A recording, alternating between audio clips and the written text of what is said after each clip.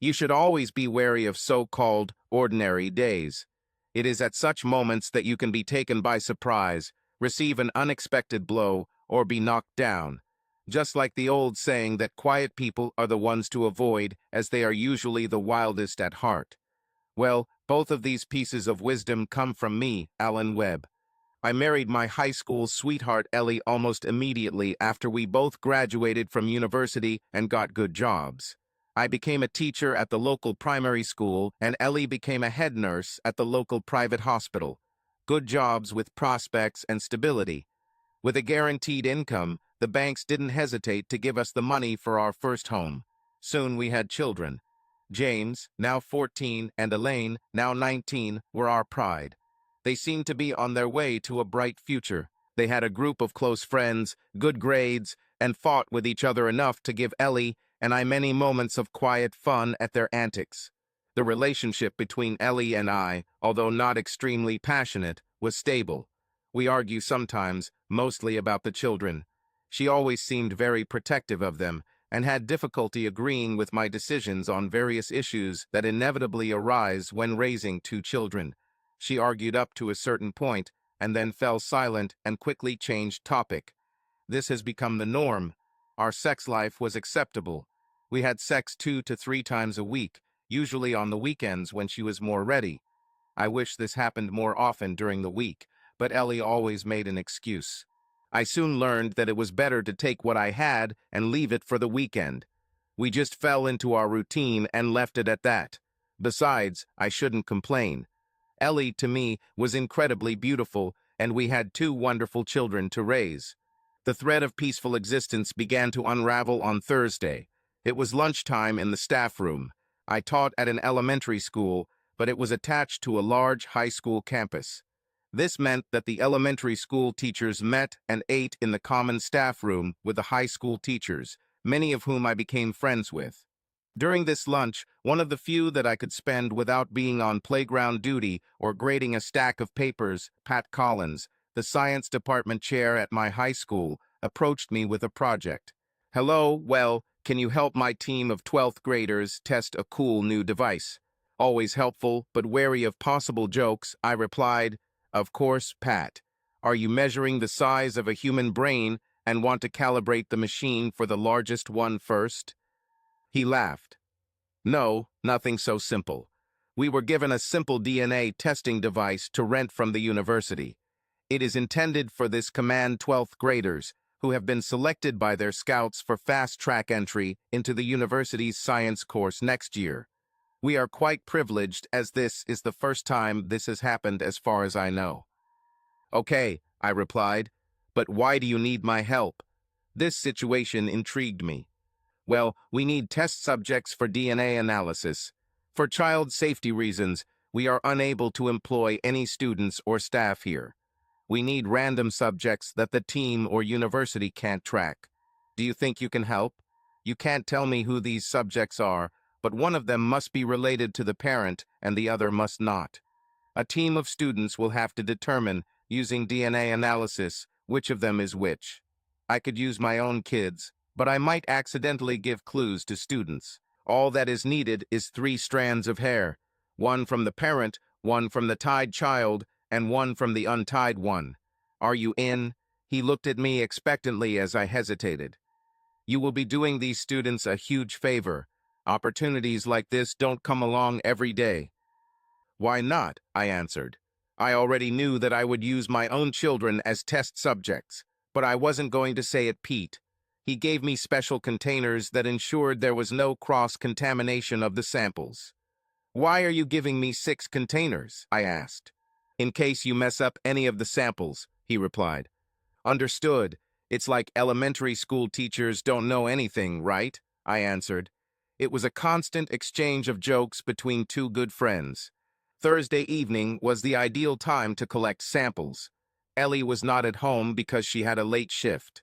I could only imagine how she would react to her children being part of a science experiment. Elaine also had a friend over for the night. She was Elaine's longtime friend, Patsy Jefferson. We knew her parents, John and Shelly, from university and saw them often. I enjoyed being around Shelly as she was an open and kind-hearted woman. Her husband John, although normal and talkative, always seemed a little withdrawn. I often caught him looking at me strangely.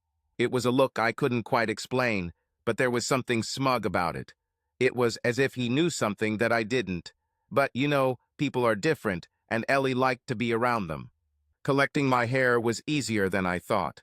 Apparently mine was the simplest, and taking a strand of Elaine's hair was as easy as walking into the bathroom and pulling out one of the combs in her cabinet.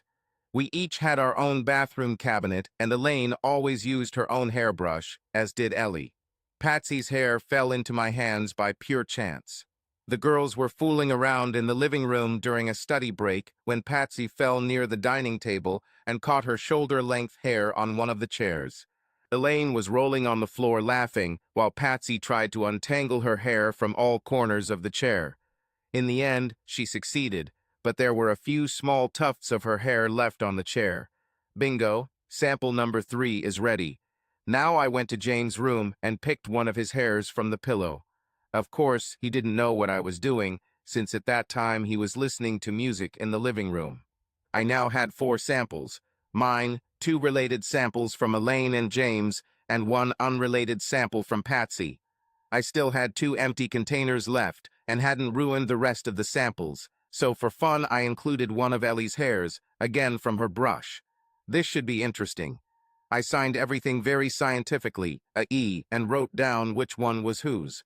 A was mine, B and C were Elaine and James, D was Patsy, and E was Ellie. I couldn't wait for the results. This will certainly test the team's accuracy and give them valuable diagnostic experience before entering the university. Naturally, I handed over the samples to Pete the next day. He was surprised by the additional 2 samples, but noted that it would make the testing more realistic. Since it was Friday, I didn't expect results soon, so I continued with my normal routine the following week. Back in the staff room, Pat approached me. "Hi, Al. The team got the results. They are delighted. The university mentors were very impressed with how they carried out the experiment and how the DNA instrument performed in relatively inexperienced hands. I can say that this team of students has a bright future in science next year. It was a good move to give them 5 samples. This really presented them with a need. Anyway, here's a report on the results. It arrived, but thanks again." I waited until I got home to open the brown envelope because I had the whole day to prepare for 6th grade. The report was quite simple. He first described in detail the method used to determine the DNA sequences of each sample. This was followed by a simple table illustrating the family relationships between the samples. It was like this. A is not related to any of the other samples. E refers to samples B and C. D refers to samples B and C. E is not related to sample D. They then stated that the results had been thoroughly tested by the university's DNA laboratory and that the likelihood of error was extremely low. This was followed by praise for the way the Year 12 students carried out the task and congratulations on the high degree of accuracy they were able to achieve. In fact, the letter said, "The results are absolutely correct in all respects." It didn't hit me until I reread the report. My hands began to shake as the implications of the results hit me like a 6. Yes, the king struck from behind. This meant that I, sample A, was not related to my own children, samples B and C. This can't be true. I was their father, but Ellie was their relative. What about Patsy? How could she be related to Elaine and James? The truth of these results was too great to bear. My mind went into overdrive, flitting from one thought to another, unwilling to dwell on one certain fact. I had been cuckolded my entire married life. "No, no, no, Ellie, no!" I screamed at the empty house. Luckily, no one was home yet. This empty house suddenly seemed to close in around me as I spun around and landed on the kitchen floor. "Dad, Dad, are you okay? What happened?" It was Elaine's voice that attacked my dead brain and woke me up. "I think so," I muttered. My eyes were still half closed, and all I could see was a blurry image of my daughter's clearly upset face. My daughter, Elaine, or was she? Once again, the terrible realization surfaced, and I sat up and shook my head to clear away the drowsiness. Running my hand through my hair, I felt a lump where my skull had softened its fall to the floor.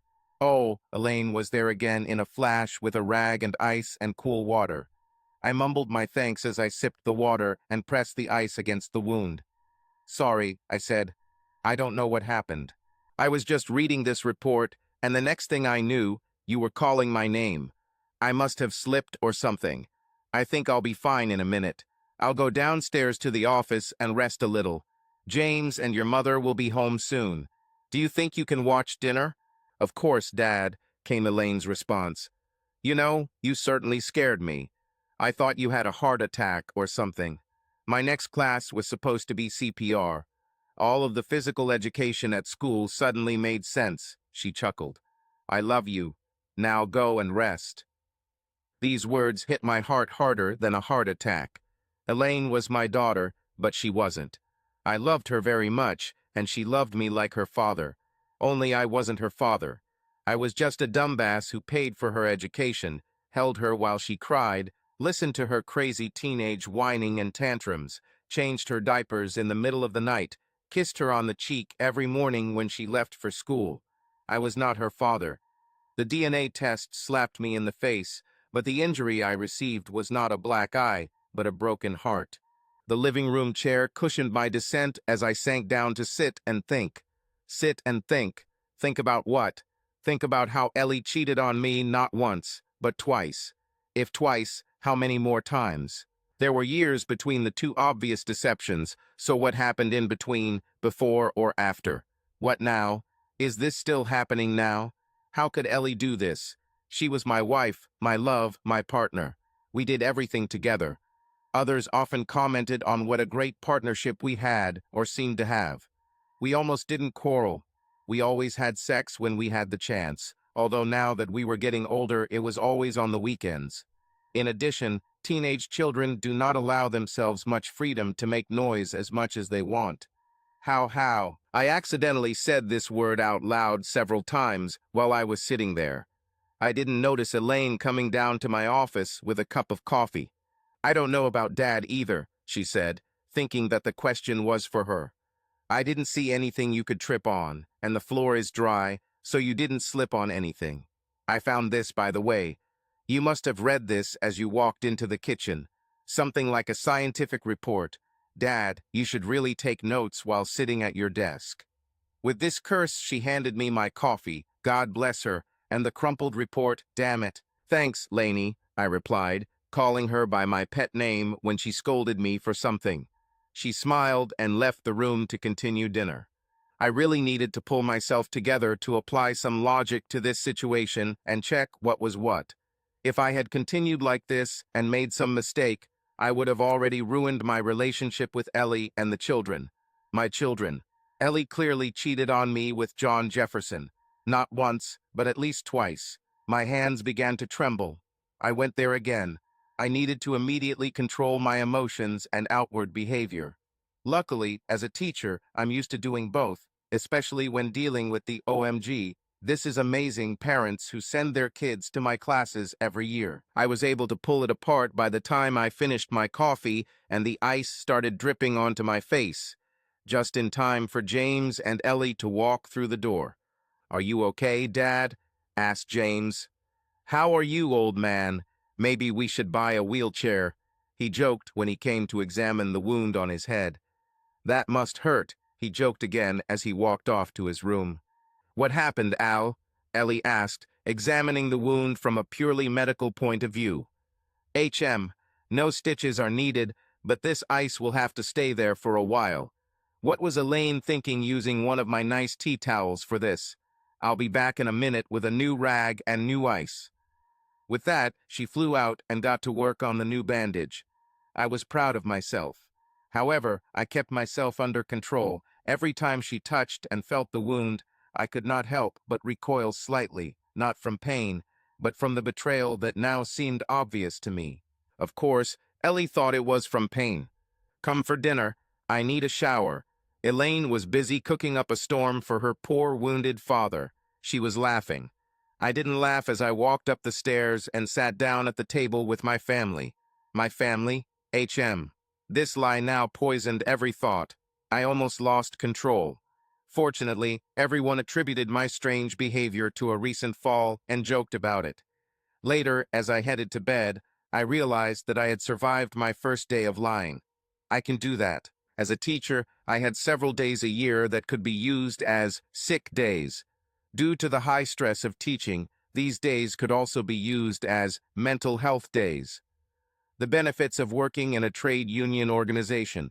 I decided to meet with the elementary school principal and negotiate a week off. She knew my track record and instinctively knew that my request was related to something serious. This is a little unexpected, Al. Is there something I should know about? She looked at me expectantly. I wouldn't like to talk just yet, boss. I just need some time alone at home to deal with some serious issues. In my current state, I will not be able to benefit my students. Calm down, Al. I know your work ethic, and I know you're not just asking for this. I hope your time will be productive for you. Now go. I'll arrange a replacement for your week. Just leave all plans for this period on your desk for the substitute teacher. This weekend was unreal. I kept up normal conversations around the house, but tried to spend as much time as possible away from Ellie, pretending to do one-yard job after another that simply needed to be done. The most difficult meals were the meals. It was a time of light family conversations, and I had to really focus on my participation in these conversations. I just couldn't look Ellie in the eye. I faked a smile every now and then and carried on. My heart broke over and over again as I watched and listened to James and Elaine. Night was the easy way out as I went to bed early, making excuses for all the yard work and fall recovery. Ellie didn't seem bothered by my lack of interest in sex this weekend, and maybe it was my paranoia, but it seemed like she was trying to hide her sigh of relief. On Monday morning, I followed my usual work routine. Ellie had a week of day shifts, so she left during my normal school hours. James went to school as usual, and Elaine had a full week at university.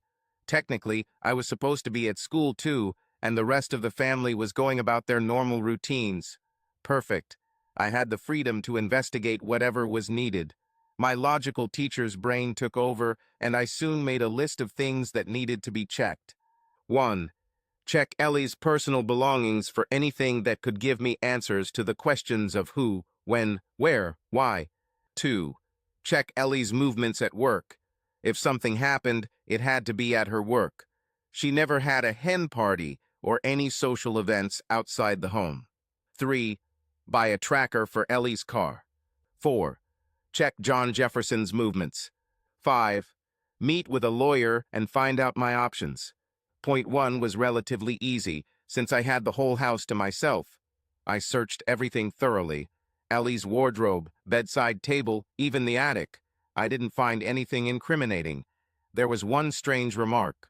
One of the photo albums in the living room had clearly been taken out and put back in its place often. I noticed this as I sat defeated in my usual chair, sipping my coffee and wondering where else I could look. Out of curiosity, I took this album off the shelf. Nobody looked at the photo albums anymore, so I was glad to find out why this one was open so often. I was shocked by the content of this album. It was almost John's temple. There were photographs of him at university, even some of them with Ellie in rather intimate poses, apparently while still studying. Okay, college is a wild time for most developing adults, but keeping photographic evidence, I thought. I also remember that we promised to be exclusive in our courtship at university. Something was wrong. There were pictures of him and Elaine when she was a baby. The most disturbing part was the photo of him, Ellie and Elaine in the hospital shortly after she was born. Happy family photo. This sequence continued chronologically with similar photographs, including James. More happy family photos followed at different locations. I noticed that they were mostly taken in places we visited together, so the photos must have been taken while I was distracted by something else. I don't remember any photographs being taken while I was in sight or hearing. The photos were clearly not posted on the kitchen table after the events for everyone to see. The photographs, while not taken in familiar social situations, All appeared to have been taken in one of the local hospital areas. Ellie was almost always in her work clothes, but there were a few where she was wearing a very revealing dress. Normally, this would be a source of pride for me. Ellie always looked stunning and, when she dressed carefully, could attract the attention of any man, even now. However, I didn't feel any pride, just a feeling of complete betrayal. She didn't dress up for me. She impressed John. Damn John. Now I could understand those hidden glances and sly smiles when we met in company. I could almost hear John's thoughts. That poor stupid fool. He doesn't even know that Ellie and I are having sex. He doesn't even know about our two loved children. My mind went into another world at that moment, almost as if I was in a movie. Nothing I took for granted was real. No marriage, no children, no family. It's amazing how quickly love for that special someone can turn into hate. This is exactly what happened in that alternate world. I knew I could easily despair and curl up and die, but I knew I wouldn't do that. I had plans. This photo album opened the well of my love for Ellie. All the love poured out onto the living room floor. I copied all the photos onto my scanner and created a folder on my computer with a password to store everything I found. Time to move on to the second item on the list. It was 11 o'clock, and I knew that Ellie had lunch break every day at 12. I had enough time to get to her hospital and check out what she was doing. I brought my camera with a telephoto lens just in case. Parking was easy at this time of day, and I was very lucky to find a spot near the rear entrance to the parking lot. It was out of sight from the main entrance of the hospital, but allowed me to observe the entrance. At 5 minutes to 12, I saw John enter the hospital. He walked in confidently, as if he had done this many times. At just over 12, Ellie left the hospital. Nothing special, except that she was on John's arm. At that moment, my love for Ellie returned in the form of extreme rage. I almost automatically started taking pictures of the couple, leaving the hospital and heading towards Ellie's car, which luckily wasn't next to mine. They kissed as they got into the car, and Ellie drove off. I followed them at a safe distance. They didn't expect anyone to follow them, so there were no sudden turns or glances. The car stopped at a hotel near the hospital. This was one of the establishments serving mainly hospital patients and their relatives coming from other cities. They almost ran out of the car and entered the reception area, where, apparently, they could go straight to their room. The administrator simply waved at them, handing them the key. Once they had disappeared into the elevator, I walked into the reception area and pretended to look around while I casually commented to the receptionist that the last couple seemed to be in a hurry. Her answer shocked me to the core, to such an extent that I almost lost my temper and screamed obscenity to the whole world. She replied, "Oh yes, they are regular guests here. 4 times a week, they take a number and order takeout. Isn't it cute that couples are still doing this, even after all these years?" My mind interrupted her story. "Spouses? She's married to me." The manager's voice continued, "I've been working here for 15 years, and this happens every week. From Monday to Thursday, like clockwork. Even when Elsie was pregnant, she and James came here. They usually stay for an hour and a half each time.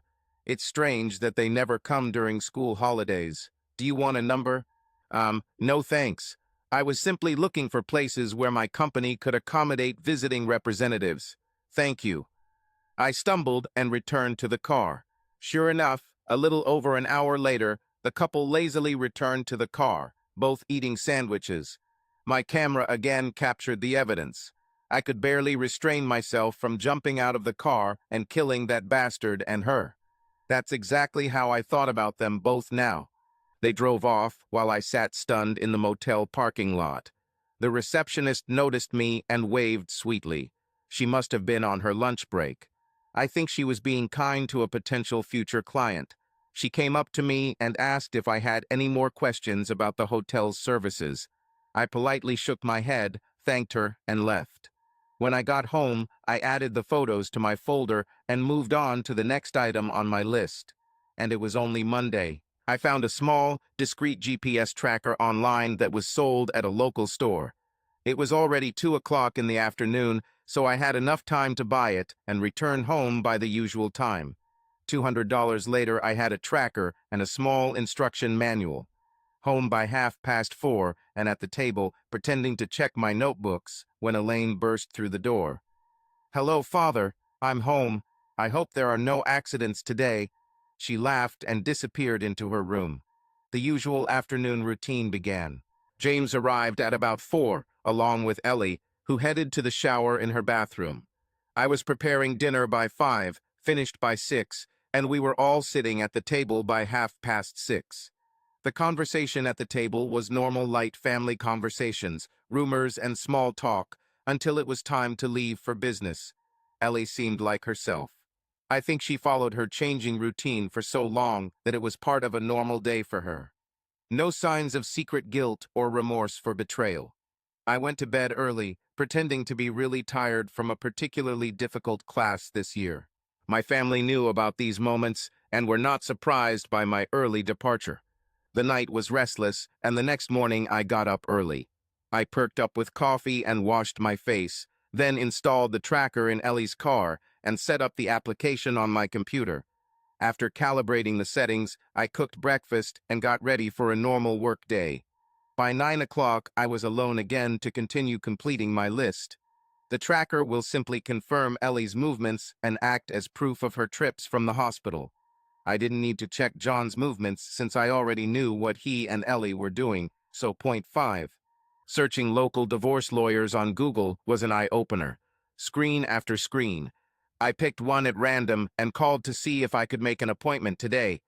At 11 o'clock, I sat nervously in a small reception area with a conservatively dressed secretary typing on a keyboard. He called me at 11:15 and led me into an office that could be described as a relic of the past, with polished wood and ceiling-high shelves lined with leather-bound books. The smell was incredible. The room simply oozed knowledge and history. "Hello, Mr. Webb. Can I call you Al?" And without waiting for an answer, she continued. "My name is Jane Lober, a divorce lawyer. How can I help you, Al?" I collected my thoughts and blurted out everything that had happened in the last few days. I didn't realize it right away, but tears were streaming down my face uncontrollably. This was the first time I voiced what was happening to me. The first time I talked about this with someone. Jane handed me a lot of napkins, which she always had on hand while she took notes, occasionally saying, or okay, as I unloaded my story. After I finished, there was an awkward pause. I wiped my nose while Jane reread her notes. "Well, Al, incredible story. Do you have proof of all this?" Jane looked at me questioningly over her glasses. I listed the photographic evidence I had. I didn't tell Jane about the GPS tracker for fear that she would say it was illegal and couldn't be used in court. "Okay," said Jane. "It is obvious that you have grounds to sue John for compensation for child support for all these years. You can also sue him for alienation of affection, but you'll have to prove that he somehow forced Ellie into the relationship. Judging by your story, this is unlikely. As far as you and Ellie are concerned, divorce seems inevitable. However, you must understand that according to the law, infidelity is not illegal. The vows you made at your wedding are not legally binding. If you get divorced, you will be treated as equal partners. Your wife's infidelity will not affect the financial outcome of the division of property. Now, since you both work and your incomes are approximately equal, child support requirements will be neutralized. Elaine is already 19 years old and is not included in the calculation. James is another matter, and it will depend on how the housing conditions are resolved, how this will affect the financial side. The cost of the house will be divided 70-30 in favor of the parent with whom James will live. Any cash and other assets will be divided according to the court order. This is not an easy process. Are you sure you want to go this route? She looked at me again over her glasses. I remembered everything I had learned in the last few days. The DNA results, the photo album, the hotel. "Yes, definitely," I answered. "Fine. I will prepare the necessary documents and be ready to sign by Thursday. After signing, all that remains is to decide when to notify Ellie and John. Send all financial documents listed in this brochure by fax, SMS, or email to my secretary. See you Thursday, Al. Don't do anything stupid or illegal, and we'll start the process." She stood up and pointed to the door. Before I knew it, I was back in the waiting room, looking at 3 other nervous people. At least I'm not alone, I thought then. I was desperately alone in this. Who could I trust? Ellie? She has always been my confidante during difficult times. Elaine? James? How could I so cruelly undermine their faith and trust? It will hurt them as much, if not more, than it will hurt me. What about John's family? Patsy and her mum Shelly would be devastated to learn about Ellie and John's dating life. Doubts began to undermine my previous resolve. Can I really hurt that many people? If I didn't do anything, I would be the only one who would suffer. Can I live with this? I wandered home and again found myself in the den, deep in thought. To act or not to act? That is the question. I smiled miserably at the Shakespeare reference. There was no particular value in happiness in this whole situation. I needed a drink. I'm not usually one to drink alone, so I found the company of a large glass of red wine strangely comforting. Was a bottle of wine the only consolation I could get? It was a downward spiral, and I knew it. I put the bottle back, but left the glass. It took me 2 hours, 3 hours to be exact, to finish my glass of wine and decide what to do. I hid my foray into drinking alone and started dinner before the day's arrivals began. Ellie, with her usual cheerful greeting, rushes to her room to take a shower, followed by James and Ellie. "James, don't leave your school bag in my car, please," Ellie shouted, heading towards our bathroom. Certainly, I thought. Ellie always showers as soon as she gets home from work. Her excuse was that she didn't want to spread the nasty bugs from the hospital to us poor innocent family members. Now I knew for sure that this was done in order to hide any evidence of their sexual sessions, and the name James. That's the name John used at the hotel. These revelations only strengthened my resolve even further. I knew what I needed to do. The next morning I got up early. I went straight to Ellie's car and took apart the GPS tracker. I don't need this anymore. Yesterday's findings showed Ellie was following the same scam pattern. I also tinkered with the car's electrical system, so I knew it wouldn't start. Soon after, I returned to the kitchen, prepared breakfast as usual, and followed my usual morning routine. "Come on, James," Ellie shouted. "It's time for us to go. I need to get to work on time." My thoughts slipped away. "You mean you are going to meet your second husband?" I thought sadly. They both disappeared into the garage as usual, but for mysterious reasons the car wouldn't start. "Al, the car won't start. Can you come and have a look, please?" Ellie begged. I went downstairs, taking my time. I lifted the hood and pretended I'm prodding various cables while telling Ellie, "Try it now," or "What about now?" "Sorry, Val. Looks like it's the bus for you and James today. I could drive you, but I have a staff meeting before school today," I lied.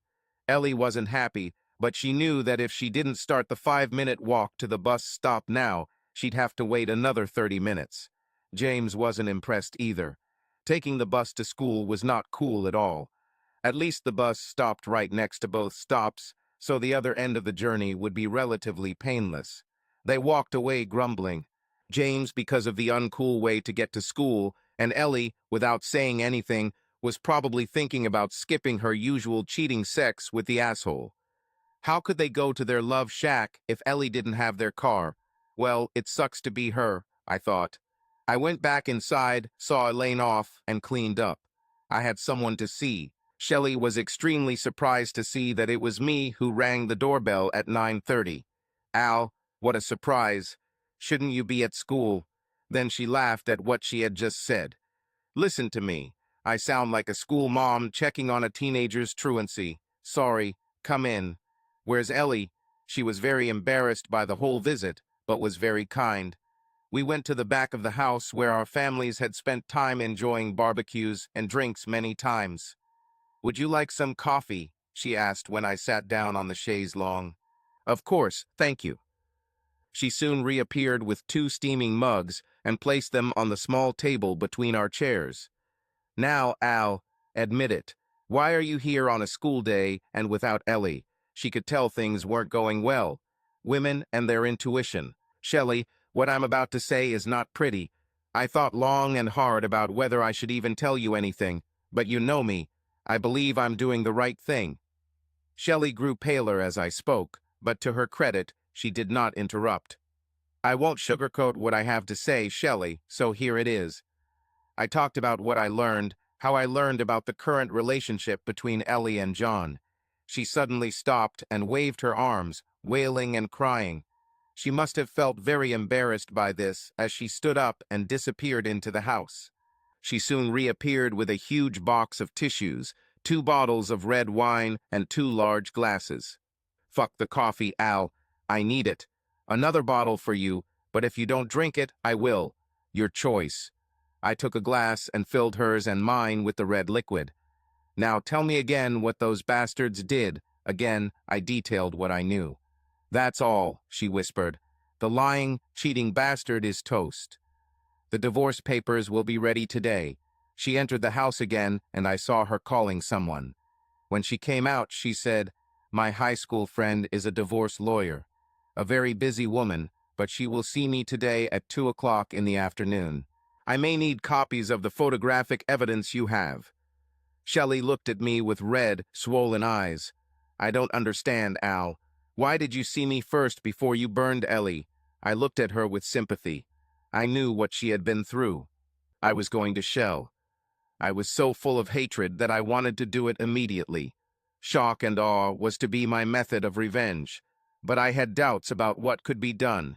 The pain this causes to you, me, and soon our children became almost unbearable for me. No, it's better that you deal with John first, get what's coming to you, and then I deal with this idiot. I didn't want to sue and leave you and Patsy with nothing. It would be wrong. I paused and saw that the logic of it all made sense to her. "Oh, Al, you've always been a Boy Scout. How could Ellie do this to you, and John do this to me and Patsy, for so long? You must feel terrible like crap. I know how I feel." With that, she came up to me and hugged me tightly. "We'll both need sympathetic shoulders to cry on while we get through this." The hug was friendly, warm, but not sexual. We both sat there hugging each other and crying uncontrollably into each other's shoulders. I was acutely aware that this was the first compassionate human contact I had experienced since this whole mess began, and it was good. We both needed it. I don't know how long we stayed like this, but in the end, we naturally broke up. "I'll deal with Patsy," Shelly said. "I won't tell her the details of who John slept with behind our backs, but I will give enough information to make it clear that there is no doubt about his long-term infidelity. I will not jeopardize your plans, and I will not give Ellie any hint that I know he did this to her. That should be enough to make her feel violated." I left Shelly's house much more confident in my plan. Let Shelly deal with John first, get her share of their joint property, and pay up-front alimony without, if possible, alerting anyone else about who he's cheating with. This should also give me time to get my ducks in a row, so to speak. Attorney Shelly definitely knew her stuff. John was given it the very next day at work and in public. His colleagues were just getting ready for a meeting when a court representative called him very loudly.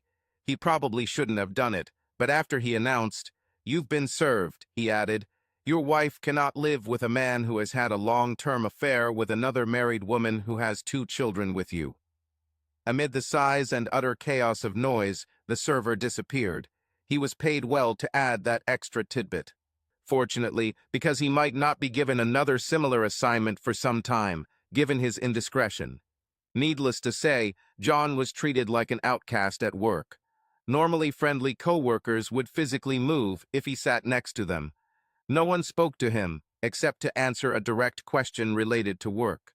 His boss called him into his office and scolded him for his complete lack of moral ethics, and asked him why he should continue to work for the firm given his lack of judgment and reliability. His boss had been married for 45 years, and it was difficult for him to hide his contempt for the man who had so easily denigrated their marriage vows. He notified John that he would be fired immediately after the divorce was finalized. This gave John 2 months to try to find another job, which was almost impossible in an area where the gossip mill was thriving. Meanwhile, at the Webb's house, things were getting really interesting, to say the least. For some reason, repairing Ellie's car was taking an unusually long time. Every week the mechanic called and cited some technical reason why the car was not ready. This meant that Ellie benefited greatly from the local bus service. This also meant that the relationship between John and Ellie became unusually strained. For a couple accustomed to regular sex together, a non-stressful situation, every attempt to meet during lunch was fraught with danger. They were unable to go to their usual hotel. The receptionist did call about their no-show and informed John that the regular reservation would be canceled. This meant that their secret meetings had to take place in hospital storerooms. These rooms were cramped, smelled of all sorts of chemicals, and had the added danger of being opened at any moment by maintenance personnel. One day, they were actually surprised by a contract worker who opened the door and saw them. He quickly closed the door again, but opened it again 10 seconds later, recording a video on his phone. He managed to record 30 seconds where the actors' faces were clearly visible. The exit from this closet was almost instantaneous and was never repeated. The contract worker knew a nurse who knew another, and so on. The video was circulated freely, but apparently never made it onto Ellie or John's phones.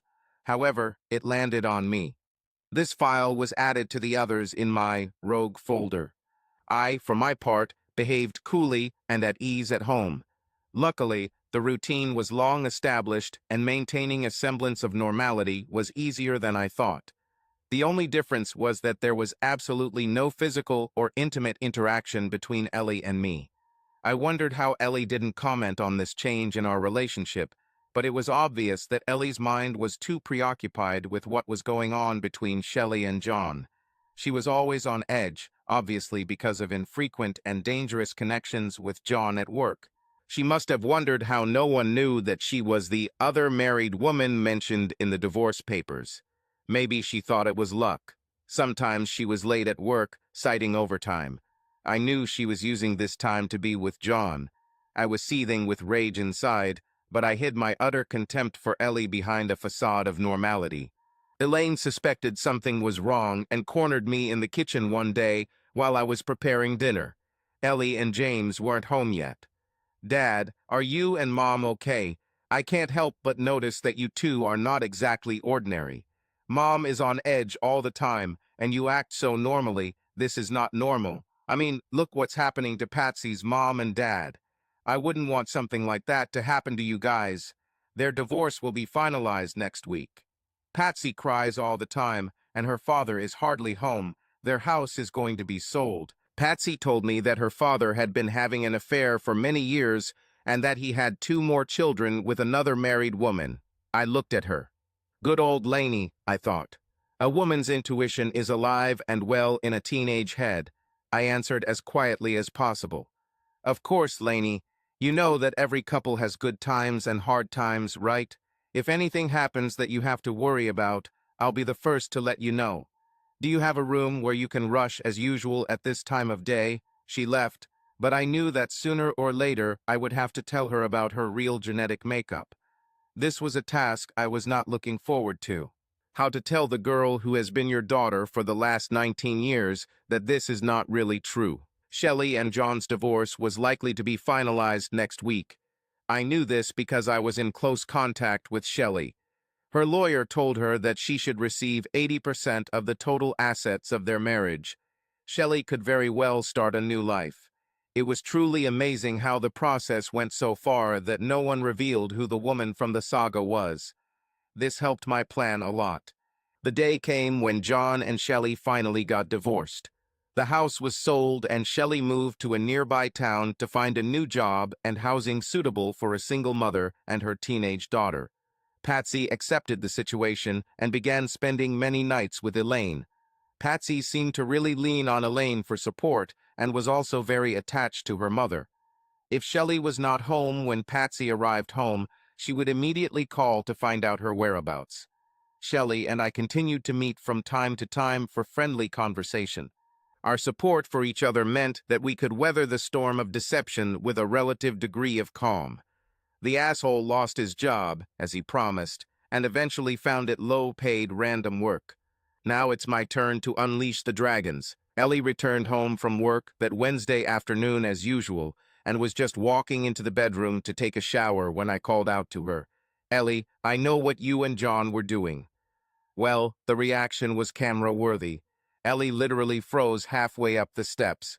She slowly turned towards me, grabbing the balustrade. Her skin turned white, and she nearly tripped down the steps. "What do you mean?" she muttered. I didn't mean to be kind. The hatred I had hidden for so long came to the surface. I said, "I know you and John have been sleeping behind my back for at least 19 years. I screamed. Luckily, Elaine and James played sports. Throughout our entire married life, you have slept with another man and gave birth to 2 children with him, making me think that they were mine. The incredible disrespect and deception you showed me is beyond description. I won't even ask why, because there is no answer that would satisfy me. I've known about this for the last 3.5 months. Just so you know, you will be handed the documents at 8 tonight. I chose this time because James and Elaine will be home. I'll be leaving soon. My things are packed in the car. I'm not going back to this house of lies. If you need to contact me, do so through my lawyer, whose contact information will be on the divorce papers. James and Elaine will probably be eagerly awaiting your explanation of what you've been doing all these years. I was hoping to be the one to tell them what happened between you and John and what it meant for them, but I couldn't. If I did, I would definitely lose my temper and probably say and do things that would leave permanent scars on their souls. No, you started this mess. Now it's up to you to clean it up. I cannot bear to see the pain and betrayal that James and Elaine will experience. I shouted all this. This helped diffuse the anger. Ellie simply collapsed on the steps. She moaned, "No, no," repeating this over and over again, but I did not feel any pity for her. In fact, I headed to the kitchen and finished preparing dinner for James, Elaine, and her. I was surprisingly calm as I set the table and placed the 2 envelopes in their usual places. The letters inside each envelope were identical. They read, "Dear James Laney, it breaks my heart to put you in this situation. Believe me, if there was another way out where you wouldn't have to share my pain and humiliation, I would choose it. Please know that I love you both with all my heart.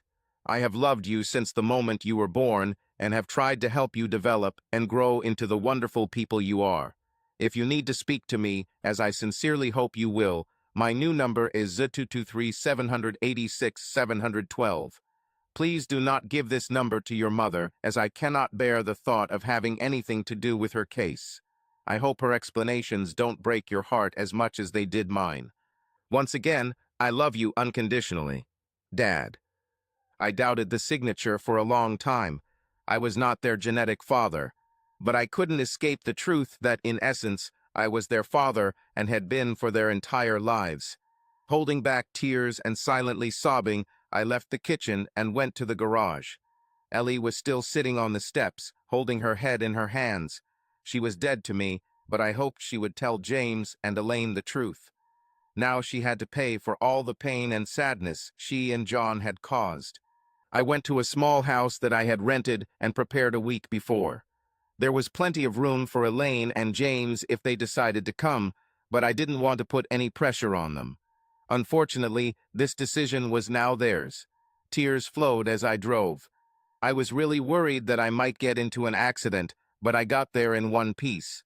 As I inserted the key into the lock to enter the new house, I heard a voice behind me.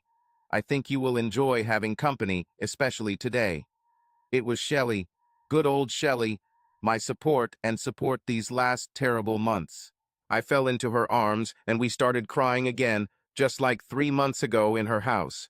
All the accumulated emotions, anger, hatred, disbelief, self-doubt, questions, it all poured out, leaving me a trembling lump. My incoherent muttering must have seemed strange to Shelly, but she just led me into the house, sat me on the sofa, and continued to hug me. An unknown amount of time passed before I could say 2 words coherently. "Thank you, Shelly." She didn't let me say more. We made love. At 7 in the morning, we were woken up by 2 ringing phones. One was from Elaine, the other from Patsy. They've been trying to reach us since last night. I answered mine. Lainey, how are you, my darling? With sobs on the other end of the line, I understood everything I needed to know. I love you, Lainey. Please know this. I will always love you no matter what. Her sobs subsided a little. Dad, I love you. I'm so worried about you because of what Mom did. I don't know what to think about her. For me, she is partly the same mother I always knew, and partly she is a lying, cheating woman who deceived everyone who loved her. Can I see you? Where do you live now? Will I remain your daughter? I love you so much. I can't imagine life without you. James wants to see you too. Can we come now? She sobbed into the phone. I reassured her and promised to pick them both up within the hour. I didn't tell Elaine, but Shelly and I had a bit of cleaning to do. Patsy also wanted to see her mother and was very worried about her staying out of the house overnight. I picked up James and Elaine at our old house. They had backpacks and pillows. What kind of camping gear is this? I tried to defuse the situation. They both had red eyes, and it was obvious that they hadn't slept well. James replied, "We can't stay there," he said, pointing to the house, our old house. "It's strange, but I've already lost touch with what was our home, our refuge for so many years. Mom just cries all the time and talks to that bastard John for hours." This was the first time I heard James swear, but I decided not to reprimand him. I knew how he felt. "Come on, guys. We need to talk at my house." The road to my house was strange. James stared sullenly out the window the entire time while Elaine sobbed and wiped her eyes with endless tissues. They almost ran into the house, rushing for safety. Shelly was already there with Patsy. Patsy ran up to Elaine and hugged her tightly. "Looks like we're sisters now, huh? I've always wanted a sister, and I'm so glad it's you. It's a pity that under such circumstances." This brought tears to my eyes and more sobbing from all three girls in the room. James stayed away, so I just put my arm around his shoulders and hugged him tightly. "Everything will be okay, James," I tried to reassure him. The boy, who was just beginning to grow up, nodded and turned away, embarrassed by his tears. I hugged him tighter and whispered through my tears, "You will always be my son, James, no matter what. I'm proud of you and will always be there for you." He cried again and also answered in a whisper, "Thank you, Dad." My heart was breaking with pain, and we stood hugging for a long time. Shelly knew the moment was right, bless her heart, and said loudly, "Well, the family hugs and sons are over. Let's sit down to the table and enjoy a real family meal." The pizza and drinks she prepared allowed us all to take a break and collect our thoughts. This was followed by an easy day spent in the yard. No mention of the strange reasons for our gathering, only jokes about new brothers and sisters. Shelly and I marveled at how easily the children got along, but we were acutely aware that I was not their genetic father, and she was not James and Elaine's genetic mother. The looks of quiet sadness we exchanged were rare, and they were covered by the happiness we had recently shared. As often happens, night fell and Shelly and Patsy went home, leaving me alone with Elaine and James. "Have you told your mother that you are staying here?" I asked. Besides, I didn't want the police looking for missing children. "Yes," James replied. "We left her a note. We also asked her not to call us." Anger began to rise within him again. I knew that I would have to normalize his relationship with Ellie, otherwise it would destroy him. "Elaine, James, I know you're hurting. Believe me, my anger at this situation almost killed me. I seriously thought about ending this pain forever, but the only thing that kept me sane and focused, it was you two. What your mother did, she did mainly to me. It was she who promised me fidelity in marriage. She betrayed me the most. She is still your mother, and when things settle down and you have time to think about it, you will realize that she was a great mother to you. Her actions of betrayal and deceit did not concern her love and care for you until now. Don't waste all those years of happiness over this." They both listened. I saw this, but I also felt indecisiveness towards the mother. Elaine spoke first. "I understand, Dad. Can I still call you Dad? I'm just so angry about what she did to you. I feel your pain as much as I feel mine from her betrayal. Listen, both of you. I know I'm not your genetic father, but I was your father all along. My relationship with you will not change. My relationship with your mother, however, is a different story. I will always be by your side, just like before. Perhaps the living conditions will change a little, I grinned, but I will always be there for you, I paused. Yoda will come to the rescue, I thought. Now that's enough talking for today. Go ahead and choose which room will be yours if you decide to stay here. Unfortunately, it's not as chic and fancy as our old house, but I'm going to make it cozy. Now go, and good night. I love both of you. They settled in for the night. I needed to do this too. This emotional whirlwind hit my head and body hard. Besides, I'm not young anymore, and last night's adventures with Shelly also drained me to the limit. I wonder how Shelly is feeling. And that was my last conscious thought as my head hit the pillow and I drifted off into dreamland. The next morning over breakfast, whatever it was, I convinced them both to talk to Ellie. She was obviously very worried about them, but through a tense conversation, the children made it clear to her that they would return home only if this freak is not seen. They made it clear that they wanted nothing to do with John. I don't know if John lived with Ellie, but she agreed. I drove them home a little before noon and saw that there were no other cars nearby. The kids came inside after a lot of hugs and promises from me that I would always be there for them. Ellie began to leave the house as the children came inside. Al, we need. I didn't let her finish. I closed the window and quickly pulled out of the driveway. There was no desire to talk to this bitch, although I understood that sooner or later I would have to, for the sake of the children. I'll need to talk to my lawyer. Jane was very straightforward when I came to her. Al, as difficult as it may seem, John has every right to your children. And I say your children metaphorically. He is their genetic father, after all. No matter how unfair it may seem, the law is the law. Now Elaine is on her own. She's 19 and has the right to live with whoever she wants, if anyone at all. James is 14. The law requires him to have a guardian until he is 16 years old. You and Ellie will need to come to some kind of agreement, but she doesn't have to let you take care of James. She is his mother and John is his legal father. You are an outsider here. Of course, I knew all this, but hearing it out loud only increased my despair. She continued, let's let the divorce run its course, and then we'll see. The divorce proceeded as usual, and, as expected, child support was not requested. I received 40% of the family assets, which surprised Jane. She expected me to get much less. Elaine stayed with me, but sometimes spent the night at Ellie's. A quiet, tense truce was established between them. I was happy for Elaine, but still seething with rage that Ellie seemed to come out of this situation victorious. John lived in our old house with Ellie and James. He knew he shouldn't have been there when Elaine arrived. Somehow he managed to buy a luxurious apartment to live there when he wasn't living with Ellie. Elaine told me that James had become quite a recluse, staying in his room almost all the time. He didn't eat with Ellie or John and only came out of his shell when Elaine was around. His relationship with Ellie was full of disgust. He could barely be polite to her. He spoke only when asked directly and always answered in monosyllables, not commenting words. He didn't talk to John at all. Combined with the usual teenage rebellion, it was like a ticking time bomb. I'm really worried about him, Dad, Elaine confided to me one day. If he doesn't calm down soon, he'll do something he'll regret for the rest of his life. He gets involved with a bad crowd at school and becomes a thorn in the side of all the teachers. My friends who are still in school say that he quit studying completely. What can we do, Dad?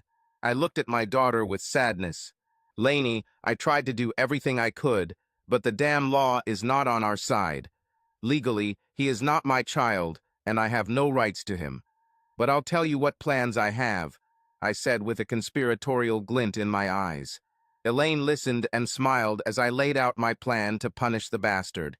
He'll feel all the pain, and by the time I'm done he might want to leave town forever. I found out a few things in a rather cunning way, although not so cunning, because the private detective was generously paid. Apparently, Bastard John wasn't very open about all his assets during his divorce from Shelly. He had an offshore account and transferred money there for years. It became a little clearer how he was able to buy that apartment so easily after his divorce from Shelly. The detective was unable to determine where the money came from.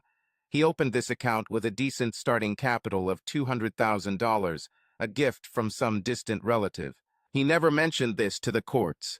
The detective, however, was able to determine that the current balance was approximately $1 million.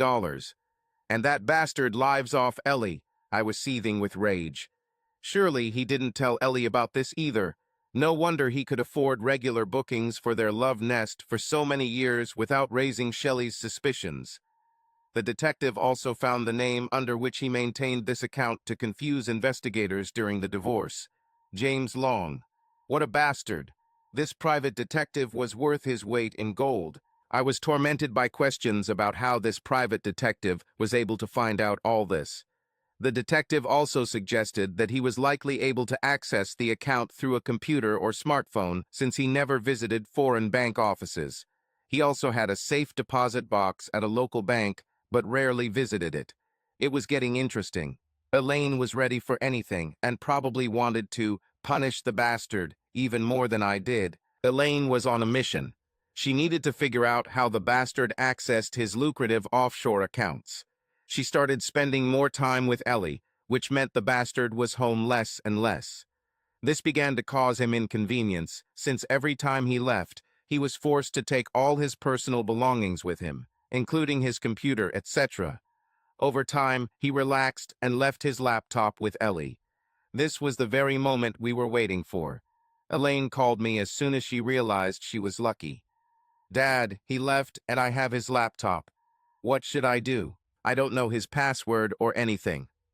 I replied, "I'll pick you up in 15 minutes, but make sure your mother doesn't know you're leaving, otherwise the bastard will come back." She told Ellie she was going to her room and didn't want to be disturbed for 3 hours. That was enough. We had about 2.5 hours to destroy the bastard. Elaine met me around the corner from our old house, and we headed straight to the address I had found a few weeks ago. I didn't know the owner of the address, but I contacted him via email about the job I wanted to do. I knocked on the door and was answered by an unshaven, pimply guy who must have been about 20 years old. "What do you want, old man?" he answered through the slightly open door. "To hell with the old man," I answered. "My name is Al, and I organized this a while ago. Are we in or not?" He seemed hesitant, but when he saw Elaine behind me, he reluctantly let me in. "So, can you do what you said, or are you full of crap?" I asked. "Calm down, old man," he replied. "Give me an hour, and this laptop will sing for us." He took the laptop and connected USB cables and HDMI cables to it. Why, I didn't know. The only thing I knew was that it promised to remove any password from the hard drive. That's why I'm here. He wasn't cheap, but if he had succeeded, my plan to punish the bastard would have been successful. While he muttered something under his breath, Elaine and I looked around the apartment. This was not a life I could lead. The apartment was in disarray. Pieces and pieces of equipment were scattered everywhere. The remains of the pizza were lying around in different places around the apartment. The only place where it was comfortable to sit was in front of a huge set of monitors. The screens currently showed the bastard's laptop screensaver, as well as some scrolling code. This went on for about 40 minutes until the technician shouted, "Bingo, we're inside." The screensaver was replaced by the bastard's home screen. We immediately went to his web browser and checked his bookmarks. Of course, hidden 2 levels down was the Bank of Greece tab. We clicked on it. A splash screen for logging into the site appeared, and the scrolling code appeared again on the techie's screens. 50 minutes later, the screensaver filled in with symbols on its own. We got his login. I quickly logged in and found the account details.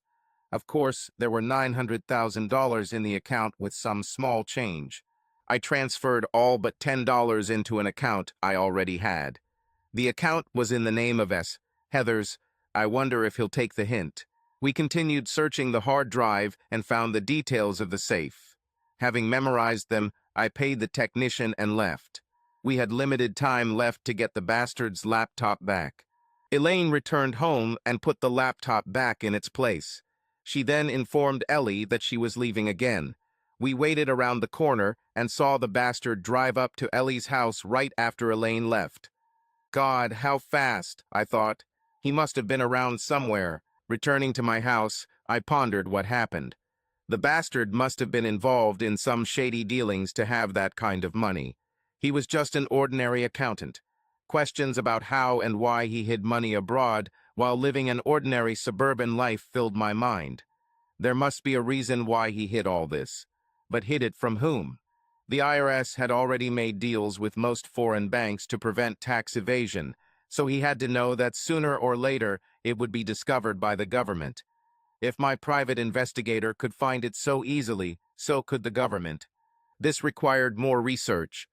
Perhaps the safe contained the answers. Once again, Elaine came to the rescue.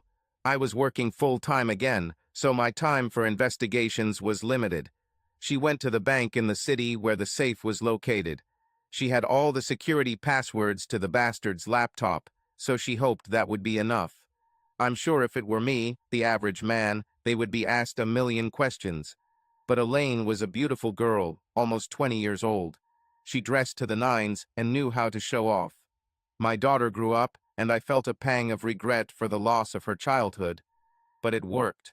She was able to persuade the security and bank employees by pretending that her stepfather was in the hospital.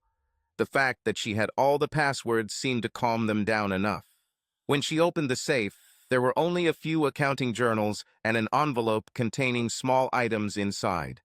Not wanting to tempt fate, she quickly put them in her bag and left the bank. She smiled at the guard. The contents of the safe were laid out on my kitchen table when I returned from school that afternoon. Elaine was there looking pale and very anxious. "Dad, you won't believe what was in the safe. Here, look." She put 2 passports in my hands. Opening the first one, I saw that it was the bastard's passport, but in the name Bruce Williams. It was an Australian passport. The second passport contained a regular photo of Ellie, but in the name Mrs. Ann Williams, also an Australian passport. What the...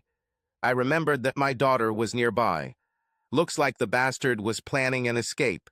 He was going to disappear with your mother, Elaine. Here's another thing: 2 Qantas tickets from Los Angeles to Sydney, one way, and the flight is scheduled for 2 weeks in advance. Was your mother aware of this?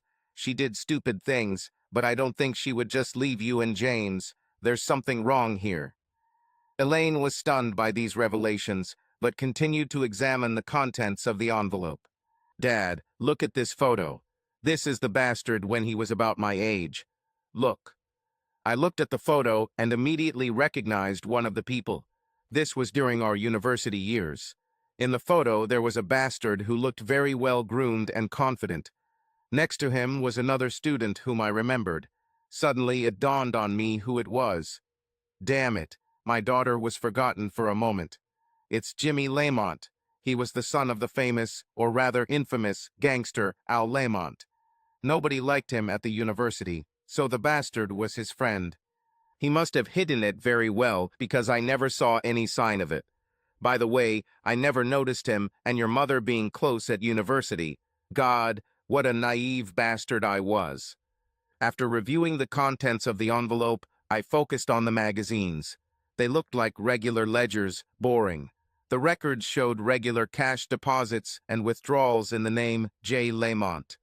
He must have done the books for that criminal, I said. The second magazine was more mysterious.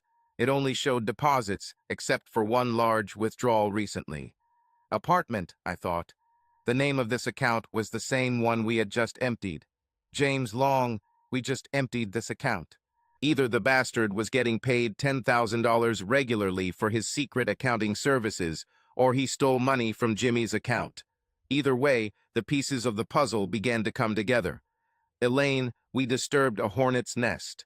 This could lead to a lot of trouble if we get caught, but especially for the bastard and your mother. Now, I'm not worried about the bastard's fate, but your mother is another matter. Although I hate her with all my soul, I do not wish her death. This crime family is known for dealing with problems harshly. We need to be very careful. Elaine turned pale again. "Do you think they know it's us?" she whispered. I had the same question. I hope no, I answered. I knew we needed to cover our tracks, and quickly. I took the magazines to school and asked my assistant to make 2 copies. I also made copies of passports. Elaine returned the originals to the safe. However, I left Ellie's fake passport and her plane ticket. This time, the guard smiled at Elaine and waited impatiently for her arrival. This time, he was unlucky. Elaine and I discussed what to do next. Her mother was in great danger.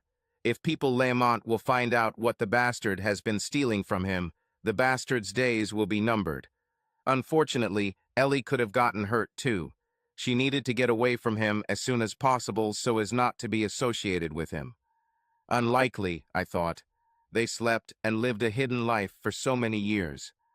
The bastard had to go, and Ellie had to disappear. 1 copy of the magazines was to be delivered to Al's mailbox. Ellie needed to disappear under her new name as soon as possible. Now how to get her to agree. I called her. She answered the phone after a long pause, probably wondering why I was calling, given that I had stubbornly refused to answer her calls since our divorce. "Alan, what a surprise," she said hesitantly.